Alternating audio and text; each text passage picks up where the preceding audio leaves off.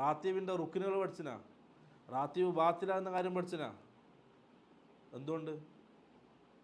അങ്ങനത്തെ ഒന്നും ആ സമയത്ത് ഉണ്ടായിട്ടില്ല. അതുകൊണ്ട് ദീനിൽ എന്തില്ല അങ്ങനത്തെ. കാരണം സിറാത്തുൽ മുസ്തഖീമിൽ സഹാബാക്കൾ അത് നടത്തിയിട്ടില്ല. റസൂൽ സല്ലല്ലാഹു അലൈഹി വസല്ലം ഏതൊരു മാർഗത്തിലാണോ, അല്ലാഹുവിൻ്റെ റസൂലിൻ്റെ സഹാബാക്കൾ ഏതൊരു മാർഗത്തിലാണോ ആ മാർഗത്തിൽ എന്തില്ല? അദ്ദാദ് റാത്തീബ് ഇല്ല. നമ്മളിങ്ങനെ പരിശോധിച്ച് നോക്കണം, ഏതൊരു സഹാബിയാണ് ഹദ്ദാദ് അയച്ച സഹാബി? ഹദ്ദാദിന് ഏറ്റവും കൂടുതൽ ഒച്ചത്തിൽ ചെല്ലിയ സഹാബി ആരാണ്? ഒരു സഹാബി ഉണ്ടല്ലോ, ഉസ്മാൻ, പേരെന്താ, പേര് ഓർമ്മയില്ല. സഹാബിയുടെ ശബ്ദം ഭയങ്കര ഒച്ചയുള്ള ശബ്ദമാണ്. അപ്പം നിങ്ങൾ റസൂലിനേക്കാൾ ശബ്ദം ഉയർത്തരുത് എന്ന് ഖുർആൻ്റെ ആയത്ത് വന്നപ്പോൾ സഹാബി എന്ത് ചെയ്തു? വീട്ടിൽ നിന്ന് പുറത്തിറങ്ങാറില്ല, പേടിച്ചിട്ട്. അപ്പോൾ ആ